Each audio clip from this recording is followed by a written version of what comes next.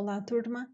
Então, essa é a nossa última aula, né, teórica sobre que trata do assunto de espectrofotometria de absorção molecular na região do ultravioleta e visível. Nessa aula, a gente vai tratar sobre a instrumentação. Então, como é que é um equipamento, né? Como é que é um espectrofotômetro ultravioleta e visível e quais as principais partes que compõem esse equipamento e as funções dessas partes que compõem, né, o equipamento. Eu gosto de começar falando, sempre que eu vou tratar de instrumentação, eh, trazendo para vocês qual que é a importância de saber a instrumentação, né.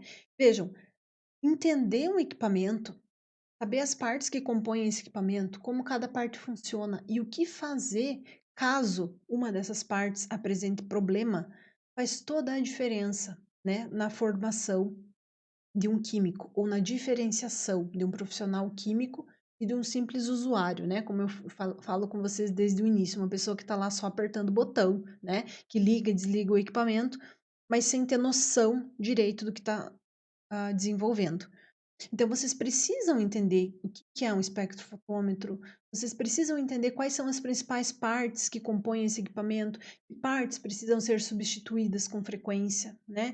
E erros podem estar relacionados com defeitos de funcionamento dessas partes do equipamento. Claro que ninguém sai daqui expert, né, em equipamento, mas ao menos uma base vocês têm.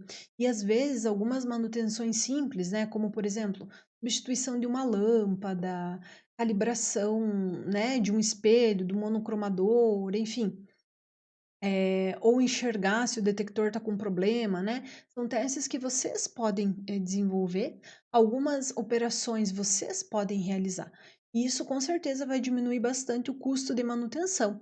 E obviamente que um profissional desse tipo, ele é bastante valorizado no mercado de trabalho, né? Então, entender o que é que está sendo feito. Além do que, isso também pode abrir até possibilidades para vocês, né? Vocês sabem que existe a função, né? Ou o trabalho de técnico de laboratório, os técnicos das empresas, né? Que trabalham com equipamentos específicos. Então, é até uma possibilidade de emprego, né? Caso alguém ou alguns de vocês tenham interesse em trabalhar nessa área, né? Com os equipamentos propriamente ditos, existe sim essa possibilidade. Garanto que é uma carreira nada monótona, vocês vão viver viajando por aí, né? Recebendo treinamento nos equipamentos, depois fazendo a instalação e as devidas manutenções, ok?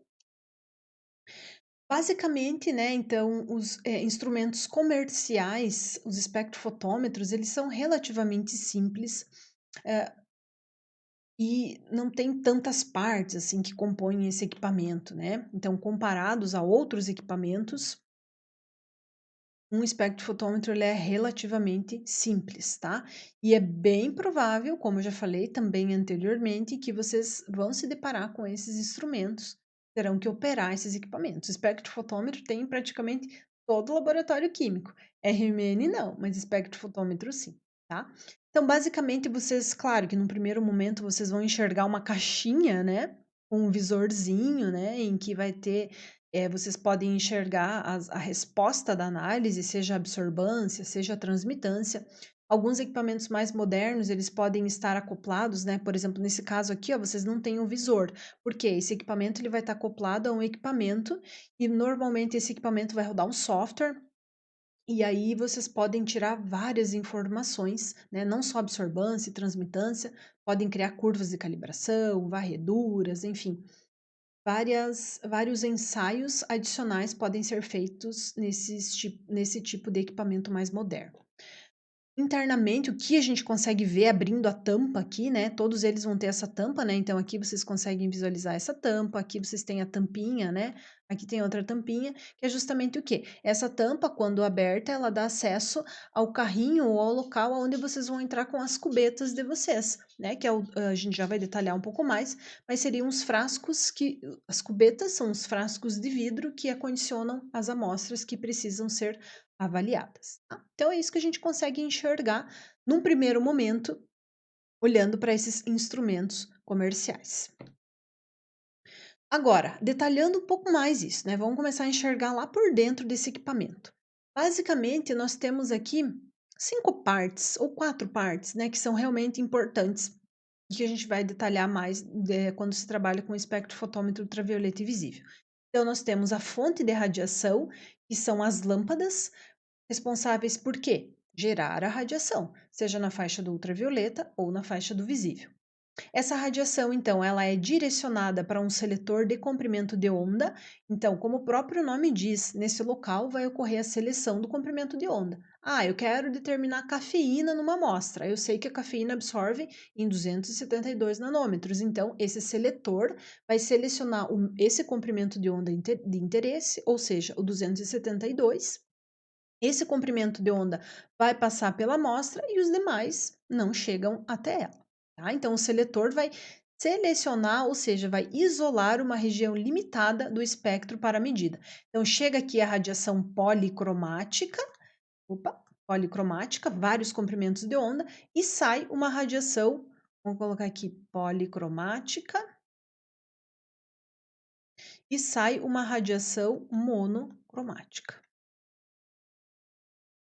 Ok?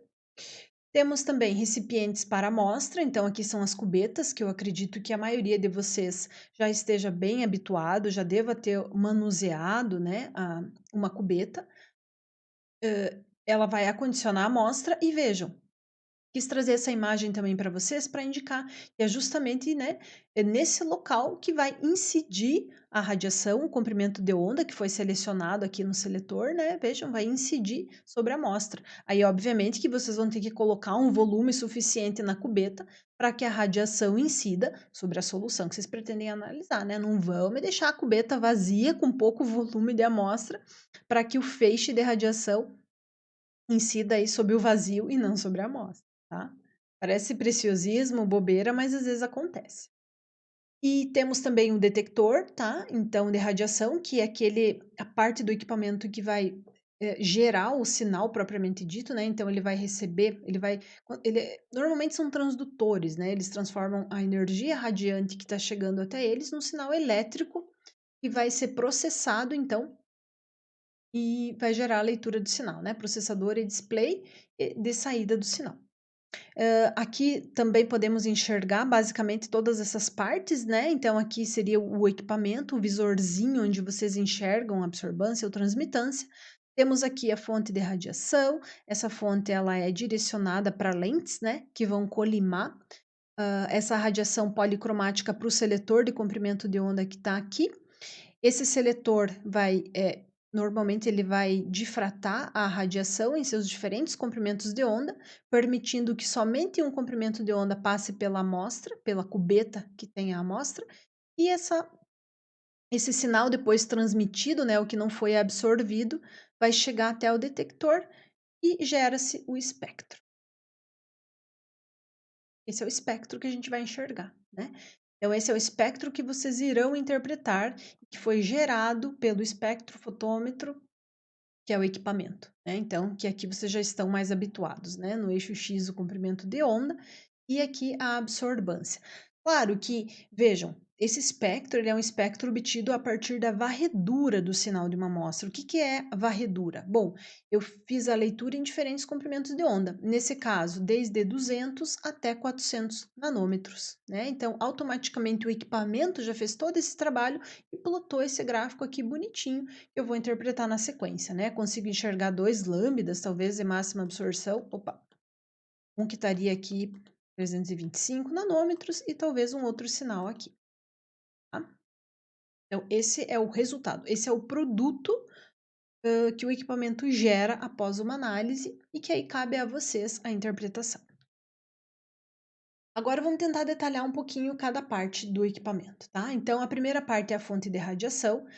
Essa fonte, ela deve, obviamente, né, gerar uma radiação contínua e cuja potência não varie bruscamente em uma faixa considerável de comprimento de onda, né, que é justamente a faixa que se pretende trabalhar. Duas lâmpadas são empregadas em espectrofotômetros. Uma lâmpada para a região do ultravioleta, que normalmente são lâmpadas de deutério, hidrogênio, e que emitem radiação na região do ultravioleta, na faixa aí de 200 a 400 nanômetros, tá?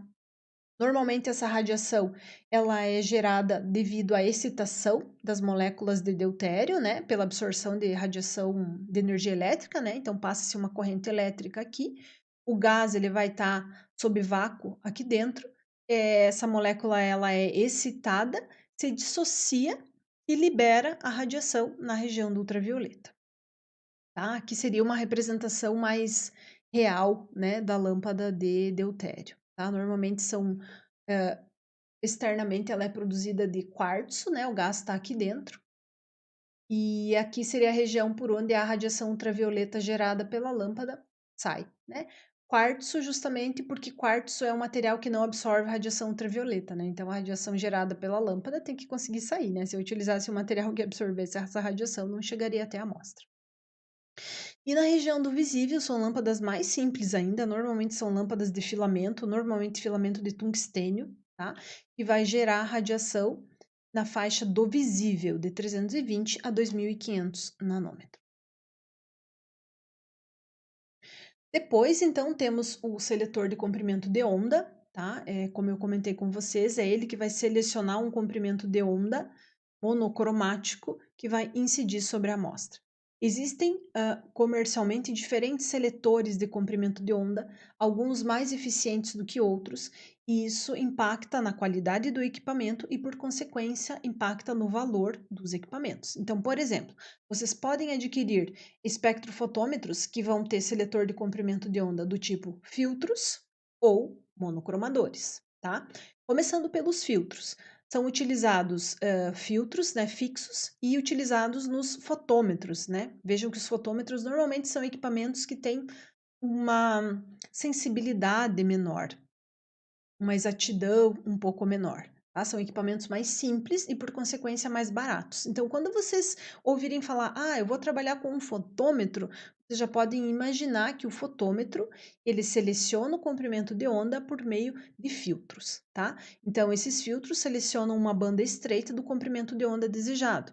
Eles podem ser filtros de absorção, como seriam esses filtros aqui, né? Então, seriam filtros coloridos, né? E aí lembrando lá da teoria, vejam, a cor que a gente enxerga do filtro é justamente a cor que esse filtro está transmitindo, tá? Mas não é a cor que esse filtro absorve, né? Então, por exemplo, se eu estiver trabalhando com um filtro dessa coloração aqui, ó, né, azul, né? É um roxinho, mas enfim, filtro azul, né? Então, o que que isso indica? Esse filtro azul, ele absorve a coloração vermelha, verde e deixa passar a azul, que é justamente a coloração que ele transmite, né? Então, se eu estiver trabalhando com esse tipo de filtro de absorção, ele absorve alguns comprimentos de onda e deixa passar outros. Esse comprimento de onda que o filtro deixa passar é que vai chegar até a amostra. Temos também os filtros de interferência, tá? Que por meio de transferências construtivas ou destrutivas da radiação dentro desses filtros, são selecionados os comprimentos de onda ou o comprimento de onda desejado, tá? Então, esses filtros normalmente transmitem um comprimento de onda em fase, enquanto outros são destruídos, aqueles comprimentos de onda que estão fora de fase. Normalmente, a gente pode definir a qualidade de um filtro em função da sua largura de banda. O que isso quer dizer? Vamos tentar entender essa figura que vocês vão entender isso que eu estou querendo dizer. Então, nesse caso aqui, ó, nesse gráfico, nós temos aqui a representação, o comprimento de onda em nanômetros, e aqui seria a porcentagem de transmitância, né, o quanto de radiação está passando por um determinado filtro. Então, como a gente comentou, nós podemos ter os filtros de absorção e os filtros de interferência. O que que acontece? Os filtros de absorção, eles apresentam uma largura de banda, vejam, né? Vamos pegar dessa região aqui até essa região aqui, ó, que é de aproximadamente 50 nanômetros. O que que isso quer dizer? Que um filtro tem uma largura de banda de 50 nanômetros. Ele vai selecionar uma região do espectro eletromagnético, né, com comprimentos de onda que vão variar numa faixa aí de 50 nanômetros. Para que uma análise ela seja um equipamento seja eficiente e consiga gerar uma análise com qualidade, vamos dizer assim, o ideal é que essa largura de banda seja mais estreita possível, porque aí significa que eu tenho uma radiação muito limpa, uma radiação mais limpa, né? Uma radiação mais monocromática. Vejam aqui, ó, por comparação, se eu trabalhar com um filtro de interferência, olha a largura de banda, é só de 10 nanômetros. Então veja que ele consegue, os filtros de interferência, eles conseguem produzir uma radiação muito mais limpa, muito mais pura. E além disso, dessa largura da banda ser menor, eles também apresentam uma intensidade de sinal, né, mais alta, né? Então vejam, vejam a potência de transmitância que um filtro de interferência tem, né? 60, 65%, enquanto que os filtros de absorção, olha, 20% aproximadamente. Então, quando vocês tiverem que optar, por que isso é importante? Ah, professor, o que você está falando isso? O que me interessa? Gente, isso é muito importante, porque é bem provável que em algum momento vocês vão ter que selecionar. Ah, vocês estão trabalhando num determinado laboratório e vocês precisam comprar um fotômetro ou um espectrofotômetro, né? E aí? Ah, eu não tenho dinheiro para comprar um espectrofotômetro, eu só tenho dinheiro para comprar um fotômetro, ou seja, aquele equipamento que vai selecionar o comprimento de onda por meio de filtros. Mas aí, será que eu vou escolher um filtro de absorção ou vou escolher um filtro de interferência?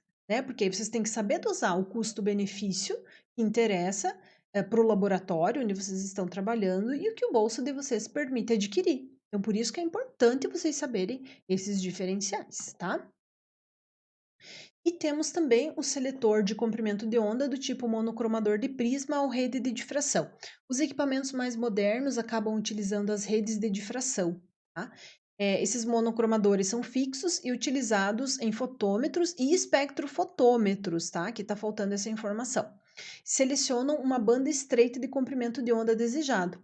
Então, se a gente comparar agora os filtros, sejam eles de absorção ou de interferência, com os monocromadores do tipo rede de difração, por exemplo, esses são muito mais eficientes e conseguem gerar, então, uma radiação com uma largura de banda estreita. Tá? Então, uma radiação mais pura, vamos dizer assim.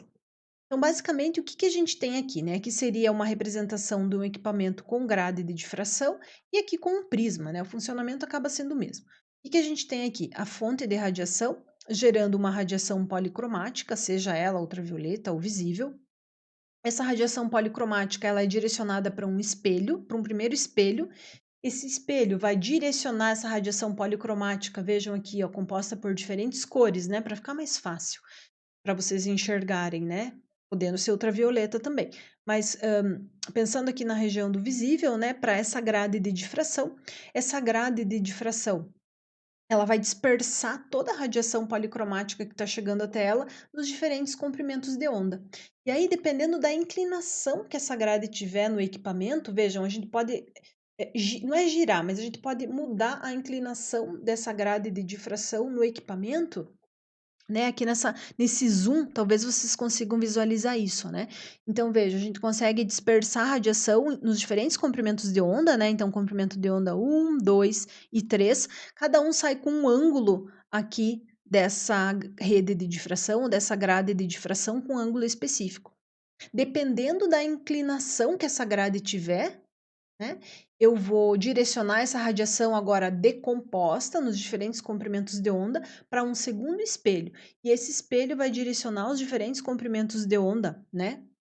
Dispersados lá na grade de difração, vai direcionar para uma segunda fenda, que seria a fenda de saída. Vejam que nesse caso, somente o comprimento de onda 2 está saindo da fenda, né? E esse comprimento de onda é justamente aquele que vai chegar até a amostra, antes de chegar até o detector, e os demais vão ficar presos dentro do equipamento, né? Não vão alcançar a amostra. Aqui seria uma outra representação dessa ideia, né? Aqui, enfim, vamos olhar primeiro essa imagem aqui, né? Vejam a radiação policromática chegando até o prisma, dispersando o prisma dispersa essa radiação nos seus diferentes comprimentos de onda, tá? E aqui, dependendo da posição, né, que eu tiver com esse prisma, eu consigo permitir que um comprimento de onda saia pela fenda de saída e chegue até a amostra, que é o que a gente consegue enxergar aqui, tá? Então, um único comprimento de onda que vai chegar até a amostra, e aí vocês têm que saber qual é esse comprimento de onda, né? E depois o que não foi absorvido pela amostra chegando até o detector. Tá? Então, essas grades de difração, os monocromadores por redes de difração ou prisma, são mais eficientes do que os seletores de comprimento de onda que trabalham com fio. Temos agora os recipientes de amostra, então as conhecidas cubetas, né? Acredito que a maioria de vocês já tenham tido contato com essas cubetas. Temos várias formas de cubeta. A mais usual é essa cubeta que tem 1 centímetro de caminho óptico, tá? Mas existem outras também que podem ser aplicadas e utilizadas em equipamentos específicos, muitas vezes, tá? Normalmente essas cubetas elas vão ter dois lados que são lisos, né, por onde a radiação vai passar, e dois lados que são foscos ou que tem ranhuras, que é por onde vocês vão manusear essa amostra. Podemos ter cubetas cilíndricas, microcubetas, né, para quando se tem um volume pequeno de amostra, é muito interessante trabalhar com essas microcubetas. Cubetas com tamanhos, né, caminho óptico diferente, 5 milímetros, 1 milímetro, e aí vai depender do equipamento, do objetivo da análise, cubetas maiores ou com até 20 milímetros, né, de caminho óptico. Cubetas em fluxo que permitem que a amostra continuamente passe por essas cubetas, né, às vezes amostras que podem precipitar na cubeta. É interessante se trabalhar com esse tipo de cubeta em fluxo e cubetas térmicas, em que é possível controlar a temperatura das cubetas durante um determinado ensaio. Aí nós temos também indicações de diferentes materiais que podem ser empregados para a construção dessas cubetas. Vidros, quartzo e polímeros são os principais materiais utilizados para produzir cubetas para espectrofotometria ultravioleta e visível. Vocês podem imaginar que o quartzo é o material mais caro e os polímeros mais baratos. Mas por que a gente trabalha com materiais diferentes, né? Porque dependendo do material utilizado, esse material pode ou não absorver radiação.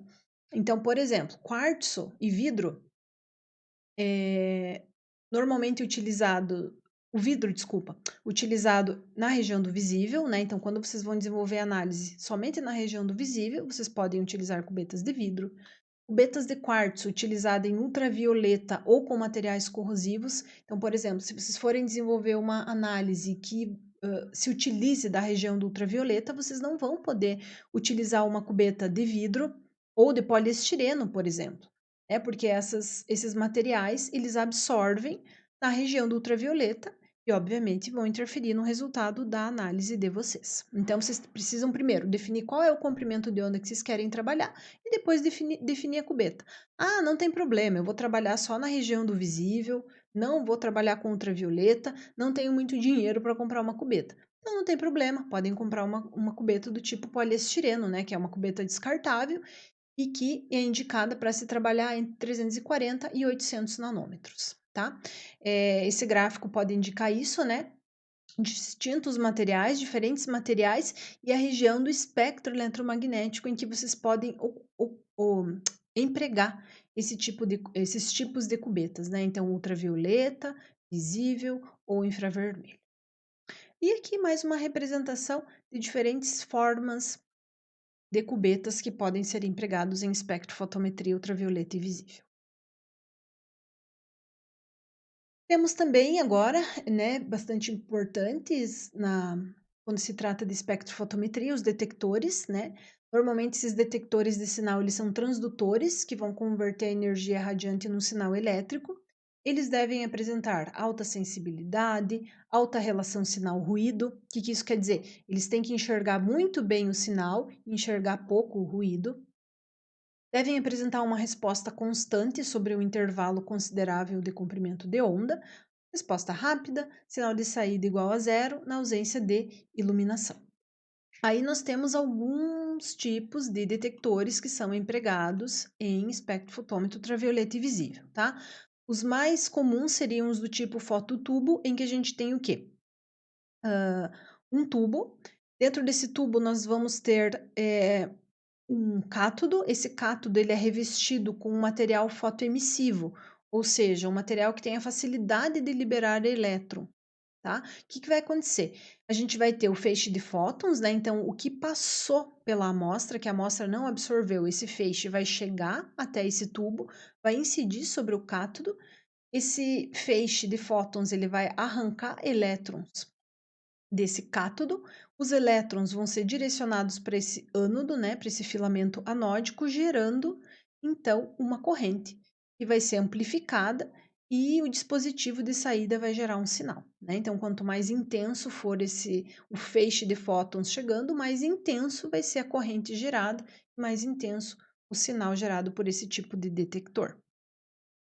E temos também as fotomultiplicadoras, né, que são detectores mais modernos e que vieram assim, ó, com o principal objetivo. O que é o principal objetivo desse tipo de detector? É amplificar o sinal, aumentar a sensibilidade do detector. Por quê?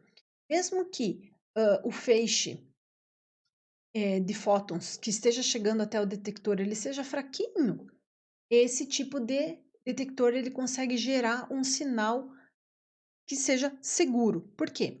Vejam, ele é um dispositivo fotoemissivo melhorado, então o princípio de funcionamento é muito semelhante ao dispositivo anterior, mas ele é melhorado. Por quê? Vejam, os elétrons que são emitidos pelo fotocátodo são multiplicados através dos diodos para obter uma corrente maior.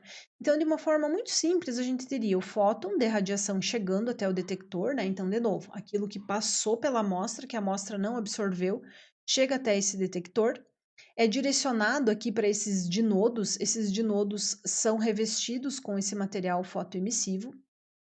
Então, vejam, os elétrons, o fóton chegou aqui, arrancou elétrons desse fotocátodo aqui, né? Os elétrons que foram arrancados, eles vão ser acelerados aqui para um segundo dinodo, que também é revestido com material fotoemissível, e vão arrancar mais elétrons. São direcionados para um novo, arrancam mais, e assim sucessivamente, tá? E aí, o que que acontece? No final disso tudo, a gente vai ter uma amplificação do sinal. Se a gente olhar essa figura aqui, ó, então seria a radiação incidente chegando até aqui, arrancando elétrons, esses elétrons direcionados para dinodos, que arrancam cada vez mais elétrons, e ao fim eles chegam até ao ânodo e são coletados. Normalmente, para cada feixe de fóton, geram-se mais do que 10 a 6 elétrons. Então, vejam a quantidade, o quanto eu consigo amplificar esse sinal e melhorar a sensibilidade. Então, os detectores do tipo fotomultiplicadores são bastante empregados em equipamentos mais modernos, mas é óbvio que aí vocês podem imaginar que terão um custo mais elevado. E temos também arranjo de diodos em série. Aqui eu quero chamar a atenção de vocês, tá? Prestem bastante atenção aqui, porque vejam, o que que seria a ideia de se trabalhar com esse tipo de detector? Arranjo de diodos em série. Ele vai mudar o princípio de operação, do que a gente viu anteriormente. O que que a gente vai ter aqui? Fotodiodos de silício em série em uma única lâmina, né? Então, que seria essa representação aqui, uma lâmina com diodos arranjados em série. A luz incidente geram cargas que geram uma corrente elétrica. Com isso, a corrente de cargas resultante é integrada, produzindo uma voltagem proporcional à intensidade radiante. Tá, mas vamos lá, vamos tentar entender isso melhor. O que que vai ser o principal diferencial aqui? No equipamento tradicional, o que que a gente tinha? A fonte de radiação, o seletor de comprimento de onda, que deveria ficar nesse ponto aqui, a amostra e o detector. Vejam, o detector, o arranjo de diodos, ele está aqui no fim. Então, o que que acontece aqui? Vou apagar. Nós teremos aqui a fonte de radiação, tá? A fonte de radiação que pode ser uma lâmpada de deutério ou de tungstênio, produzindo uma radiação policromática. Essa radiação policromática, veja, ela está incidindo sobre a amostra, então aqui seria a cubeta, né, que contém a amostra. Então, a radiação com todos os comprimentos de onda e não com o comprimento de onda selecionado é que está incidindo sobre a amostra. A amostra vai absorver alguns comprimentos de onda, que são aqueles comprimentos de onda que têm energia suficiente para causar as transições eletrônicas, e vai deixar passar outros, né? Vai transmitir outros. Ainda saindo aqui dessa cubeta, nós temos uma radiação policromática que vai ser direcionada, agora a grade de difração vai estar aqui. E agora sim essa radiação vai incidir sobre a grade de difração ou rede côncava, né, como queiram, são sinônimos, ela vai dispersar a radiação nos diferentes comprimentos de onda, e aí os diferentes comprimentos de onda vão atingir esses arranjos de fotodiodos em intensidades diferentes. Ou seja, aqueles comprimentos de onda que a amostra absorveu, com certeza vão gerar uma intensidade, vão atingir esses diodos com uma intensidade menor do que aqueles comprimentos de onda que a amostra não absorveu. E como resultado, nós teremos um espectro já de varredura, né? Então a gente consegue varrer toda uma região do espectro eletromagnético sem ter que ficar alterando um comprimento de onda de cada vez, porque a gente incide a amostra policromática sobre a amostra absorve alguns comprimentos de onda, deixa passar outros e a grade de difração vai estar na sequência, tá? Dispersando os comprimentos de onda e como detector, então, nós teremos esse arranjo de fotodiodos, tá? Então, facilita bastante a vida, né? Se vocês puderem, quando vocês tiverem que adquirir um equipamento, espectrofotômetro, e puderem escolher por equipamentos desse tipo, ou seja, que tenham detectores do tipo arranjo de diodos, isso vai facilitar bastante a vida de vocês, porque vai permitir uma varredura espectral muito rápida, né? Em torno de segundos. Ah, professora, não tenho dinheiro para comprar um equipamento desse tipo. Não tem problema, trabalha com o convencional. O que seria a principal diferença? Quando você quiser fazer uma varredura, né, espectral nos diferentes comprimentos de onda, você vai ter que fazer um por um e depois plotar o resultado que você obteve, né? Então, em determinado comprimento de onda, você teve X de absorbância. Muda o comprimento de onda no equipamento, lê de novo, vai ter outra absorbância. Muda o comprimento de onda, lê de novo, outra absorbância. E assim sucessivamente. No final, você plota um gráfico relacionando. Como está aqui, né? Nem vou redesenhar. Comprimento de onda e absorbância. E você vai ter um gráfico desse jeito aqui. Não tem problema algum. Um pouco mais de trabalho, mas dá para fazer. Temos também equipamentos de feixe único, né, ou instrumentos de feixe único, em que um feixe gerado, ele vai selecionado aqui no monocromador, né, ele vai passar pela célula de referência e chegar até o detector, que é o tipo de equipamento que a gente vê usualmente nos laboratórios, tá? Vamos tentar fazer uma relação com os espectrofotômetros que a gente tem no laboratório de química. Lembram que no laboratório de química, normalmente a gente tem aquele equipamento do tipo carrinho, né? Então, vocês colocam a cubeta com o branco e depois a cubeta com a amostra. Então, vocês empurram o carrinho, zeram o equipamento com o branco. Daí, vocês mudam o carrinho de posição para que o feixe passe pela amostra e aí sim vocês vão medir a absorbância medida pela amostra. E aí, na sequência, vocês precisam descontar, né, a absorbância do branco, né, da absorbância da amostra. Então, esse é um equipamento de feixe único. É normalmente os equipamentos que vocês estão mais habituados. Mas nós temos também equipamentos de feixe duplo, em que a amostra, a radiação gerada, né, no monocromador aqui, no seletor de comprimento de onda, ela vai ser dividida em espelhos e vai passar, deixa eu ver, talvez nessa imagem vocês consigam ver melhor, né? Ó, então aqui, a fonte de radiação, passou pelo prisma, o prisma dispersou a radiação policromática nos diferentes comprimentos de onda, o comprimento de onda verde passou, chegou até esse divisor de feixe, parte do feixe vai passar pela referência, que poderia ser uma referência, poderia ser o branco, e outra parte do feixe já vai passar pela cubeta da amostra. Automaticamente já é possível fazer essa subtração, né, das absorbâncias, e aí você já tem um sinal medido, né? Então, aqui seria a representação desse equipamento. Vejam, feixe duplo, né? Então, simultaneamente, o feixe passa por duas cubetas, o que facilita o resultado, né? Torna a análise um pouco mais rápida. Bom, turma, nós ficamos por aqui, né? Então, esse seria o equipamento. Como eu falei para vocês, ele é relativamente simples, é de fácil entendimento, mas é importante que vocês saibam essas características, né? Porque, por exemplo, as lâmpadas do equipamento, elas têm um tempo de vida que é medido em horas. Normalmente 2 a 3 mil horas. Passado esse tempo de utilização, elas precisam ser substituídas, né? Então, vocês precisam começar a se atentar para o sinal. Ah, será que a minha lâmpada ainda está com tempo de vida útil? Óbvio que o equipamento dá sinais, ele mede o tempo de vida dessas lâmpadas, mas vocês precisam saber interpretar esses sinais. Chegou o tempo de vida útil delas? Opa, agora eu preciso substituir. E aí, quem sabe vocês mesmos consigam fazer esse tipo de substituição, tá?